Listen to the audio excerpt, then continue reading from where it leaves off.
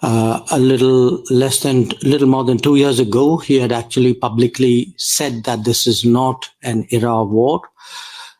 He had also underlined that dialogue and diplomacy are the key. Most recently, he emphasized that the solution will not come out of the battlefield. And obviously, we find the civilian and humanitarian toll of this conflict particularly distressing. It's also India's view that the two sides need to engage each other to find a solution. Now, I also want to, I'll come to the joint statement, but there's a particular segment in the joint statement which pertains to the conflict. So let me read that out, which is that the Prime Minister reiterated the need for sincere and practical engagement between all stakeholders to develop innovative solutions that will have broad acceptability and contribute towards early restoration of peace. He reiterated India's willingness to contribute in all possible ways to facilitate an early return of peace. Now, while I read that part out from the joint statement, again, just to refresh your memory, or for those of you who may not be entirely aware of it, I would like to remind you that in the past, India has actually been actively associated with various efforts led by various countries in this regard. We supported the Turkish effort in 2022 to open up the Black Sea grain corridor. In September 2022, also, Prime Minister Danish Schmihal actually took up with us the concerns regarding the Zaporizhzhia nuclear power plant at that time. It was a matter on which we had been thereafter directly in touch with the Russians, and then back to the Ukrainian side, also been in touch with IAEA Director General Rafael Grossi. And at various other points of time, we had also taken public positions cautioning against the danger of escalation. Now, let me now come to today's discussion on this particular subject, because I would say in terms of the time which the Prime Minister and President Zelensky spent, most of it actually was in regard to the conflict. So here, the Prime Minister spoke about our position, which I have summed up for you, that there's not an era of war, that dialogue and diplomacy are key, so the solution will not come out of the battlefield. He shared the widespread sentiment in the global South about the repercussions of this conflict for them. He spoke also about his discussions recently with President Putin in Moscow. The Prime Minister, if you remember, was there in July. He sought President Zelensky's assessment of both of the ground situation as well as the diplomatic scenario. President Zelensky spoke at some length on both issues. He also spoke about taking the Global Peace Summit in regard to Ukraine forward. And I would say, if I were to sum up really what was a fairly long and detailed discussion, it revolved around to some extent the military situation, about on the medium-term concerns like food and energy, and most of all on conceivable pathways to peace and conflict resolution. I would say, I'm sure the Ukrainian side will do its own briefing, but in fairness, I would sort of sum up their position as saying that They clearly wanted continued involvement of India with the Global Peace Summit. There was also a discussion about what could be effective ways of taking these discussions forward, not necessarily within the format of the summit. There are obviously multiple possibilities here and multiple views about those possibilities. So what I can say is that it was a very detailed, a very open, in many ways, a very constructive discussion. And if there is, any further development in that regard, we will obviously keep you all informed. With regard to other issues, I think the best that I would do, because we have a paucity of time, would be to refer you to the joint statement. I'm summing it up very succinctly. I'm not touching all points, but in the joint statement, I want to emphasize that the Prime Minister and the President reiterated their readiness to further cooperation in upholding principles of international law, including the UN Charter, such as respect for territorial integrity and sovereignty of states. As I said, they spoke about the summit on peace in Ukraine. The last meeting was in June of 2024.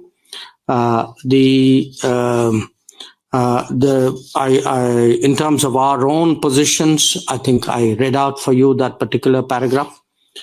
I would say, in addition to that, there are references in the joint statement to our bilateral cooperation, to trade, to commerce, to education. We signed 4 agreements today. One was in regard to community development projects in Ukraine. One was in regard to drug control standards and harmonization. One was on cultural exchange, and the 4th one was agriculture. Finally, let me just say that we have been, in the past, been providing humanitarian assistance to Ukraine. I think 17 consignments so far have been delivered. These are largely in the medical, on the medical side. And today we handed over the Bhishma. Let me have a look at that. Where is that?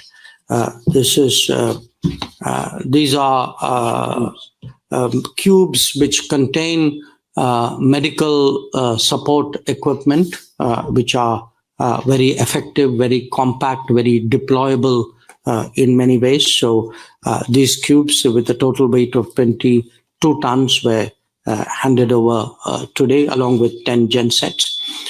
So I think this would probably be a fair summary of today's discussions. I'm sure you will have some questions or thoughts. I'd be happy to answer them.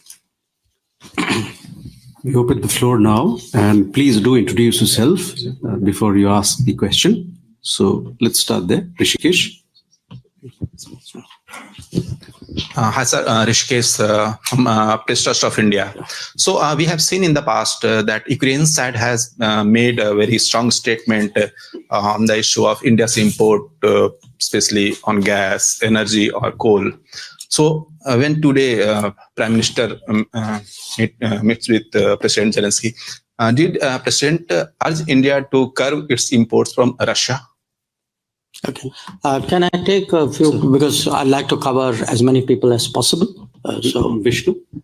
Sir, Vishnu Shok from NDTV. Were there any specific proposals made by us, by India, to Ukraine in terms of a possible immediate path towards ending the conflict? So question is specific proposals and immediate path. Specific proposals and the adjectives in question are specific proposal and immediate path. Yes. Right. Got it. You can take one more question. Yeah, sure. I'll take 3.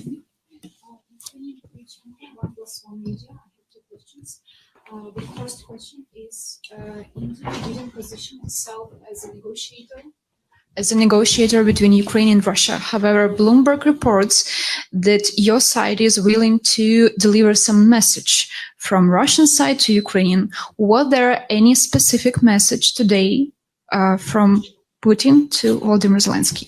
And the second question, what is the stance of the India on Chinese peace plan? Because India respects Ukrainian territorial integrity, and it doesn't include it. It didn't include it in Chinese peace plan. Can I go with these three answers? So, Okay.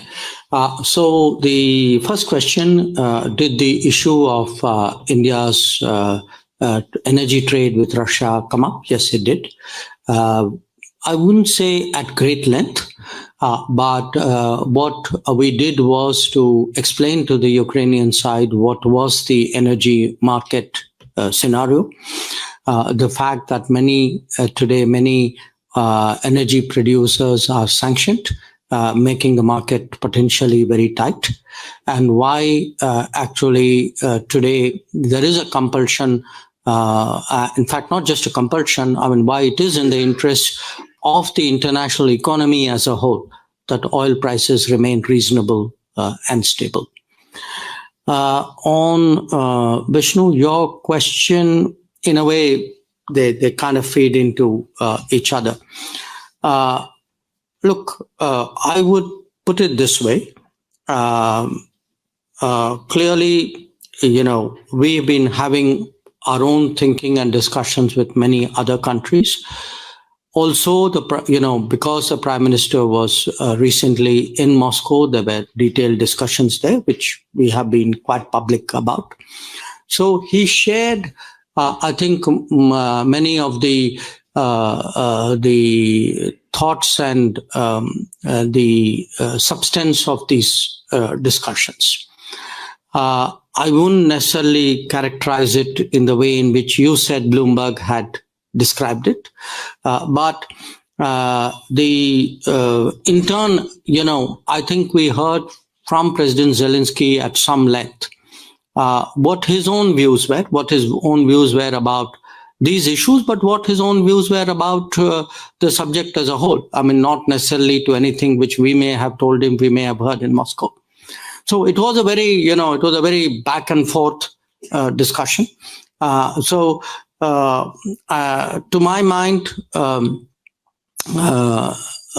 there was certainly, I'm sure that there was information which we, obtained here, and I'm sure we also perhaps may have brought up points or flagged issues which may or may not have been people would have been cognizant of here. The way we ended was that at the end of the discussion, I think there was a sense that this is a very complex issue. I mean, yes, certainly we have this one particular format, the peace in Ukraine format. But as I said, it is the view not just of India, but certainly of India as well, that there are, there could be multiple ways of approaching this issue.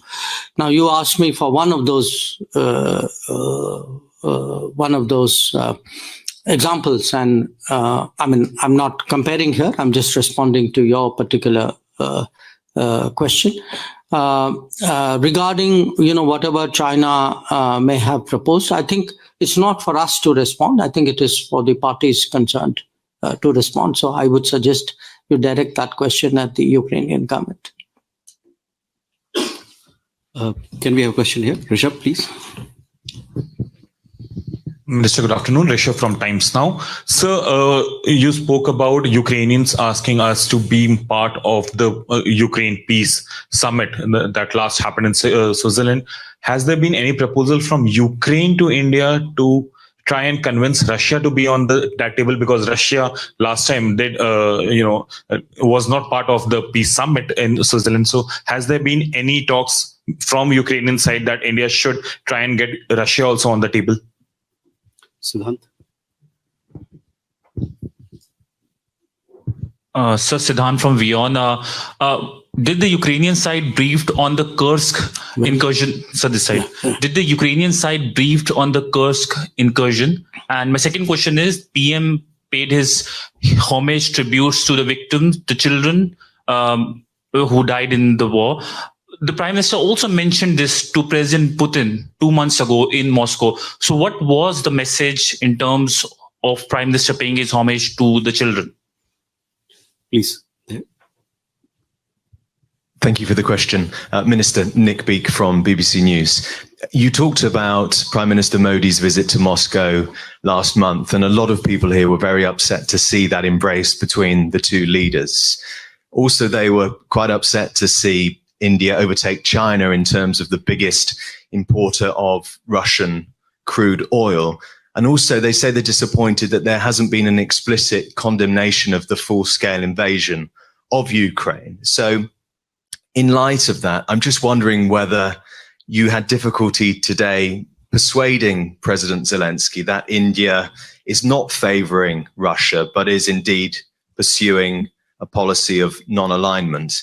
And secondly, because of that meeting in Russia last month, I think Prime Minister Modi is probably the most significant, influential world leader to have spoken to both sides recently. What personal role could he play in some sort of pursuit of peace? Thank you.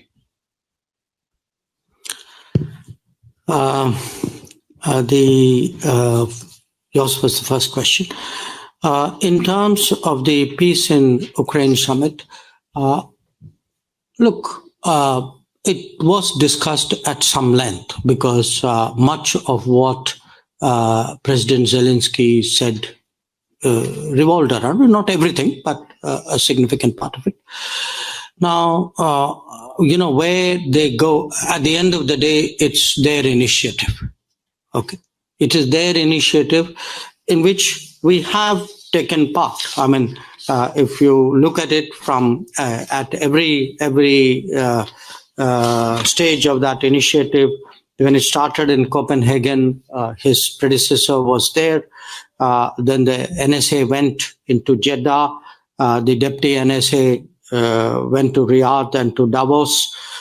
Similarly, the hybrid formats in Doha, even at Bergenstock, we have been represented at that level. So we have been represented there, but we also agree on some parts of it and don't agree necessarily on all of it.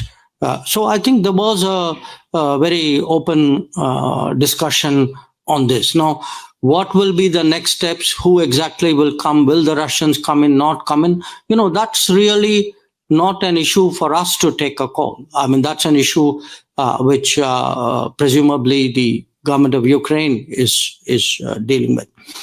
Siddhant, regarding your issue on Kursk, yes, I would say the military situation, including some recent developments, did come up for discussions. In terms of the visit, what you asked about the homage, particularly to the children. Look, in any conflict, obviously, any death is something which is, to put it mildly, regrettable. And if it is a civilian death, a humanitarian death, even more so. And if it is a child's death, even more so. So I think it is something which touches everybody. And even, when we were in Moscow, it is a subject on which the Prime Minister spoke publicly. So I think it was very natural for him to come and express that feeling in some kind of gesture.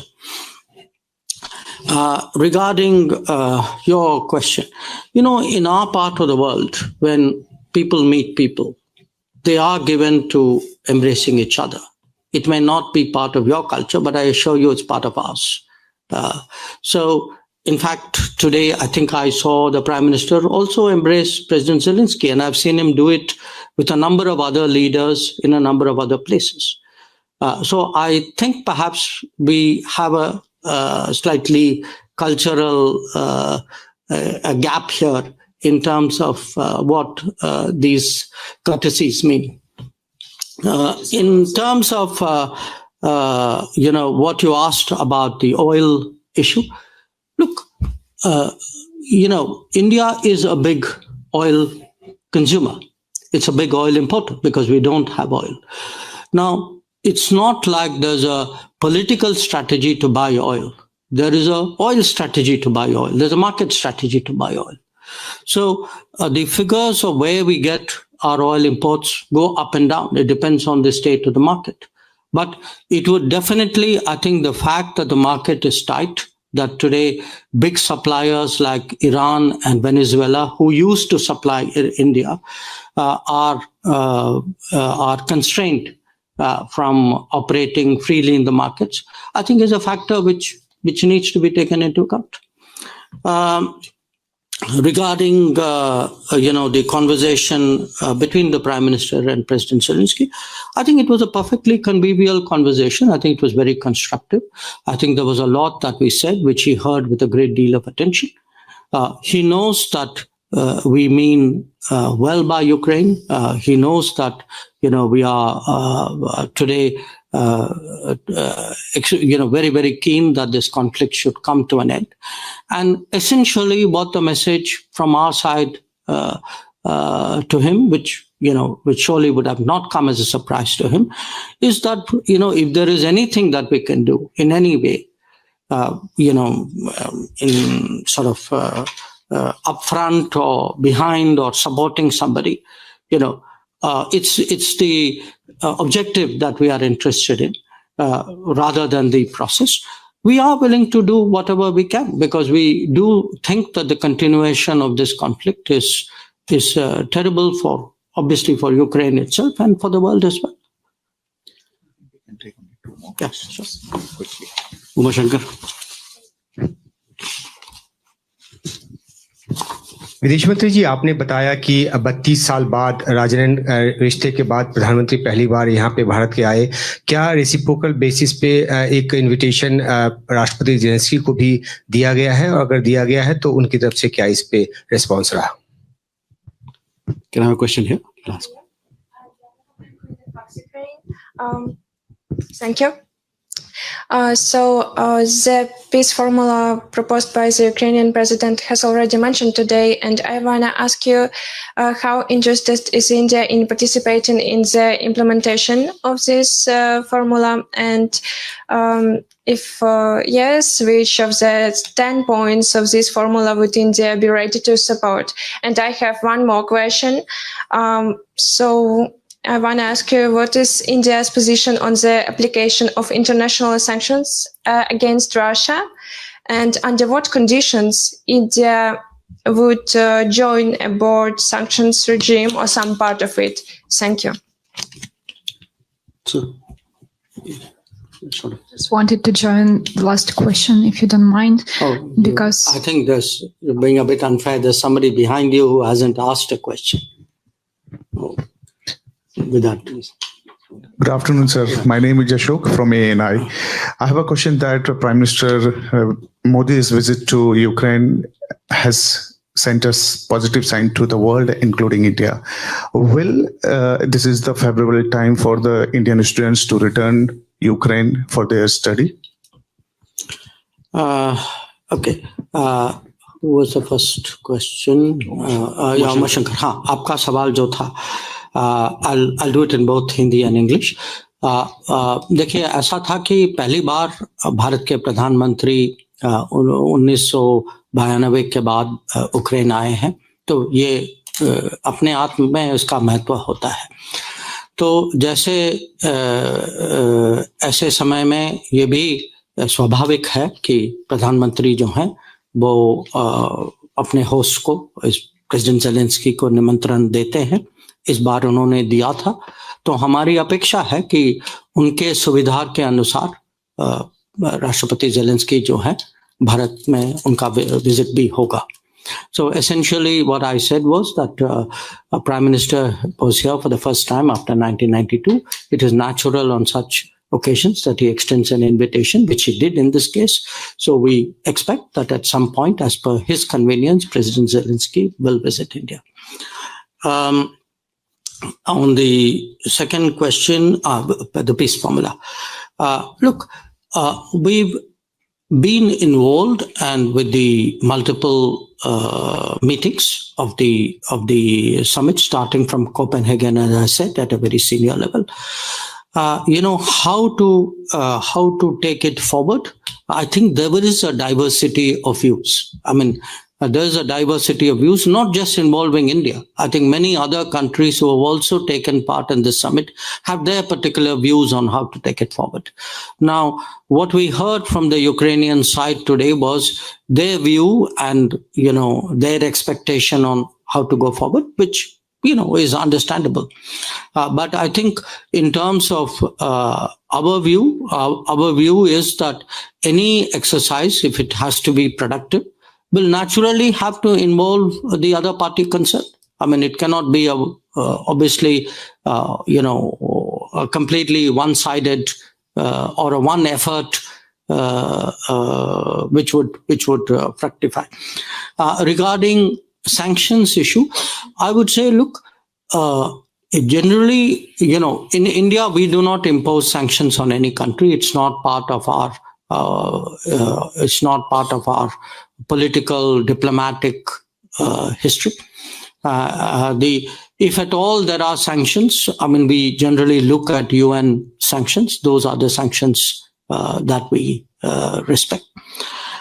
In terms of the last question, students, look, at the peak, there were more than 20,000 students here. Obviously, 2022, many of them went back. Some have come back. They come back because, there are various academic compulsions on them. My understanding is that there are roughly somewhere between 2,000 to 2,500 students. Am I correct? Currently. I mean, at this time, if you're asking us what advisory would we give them, we would still urge caution because, you can see there is a conflict on. I mean, it depends again on the place, on the city. But our hope again is that, this conflict will come to an end, life will return to normal, and that we will see the full return of Indian students in due course.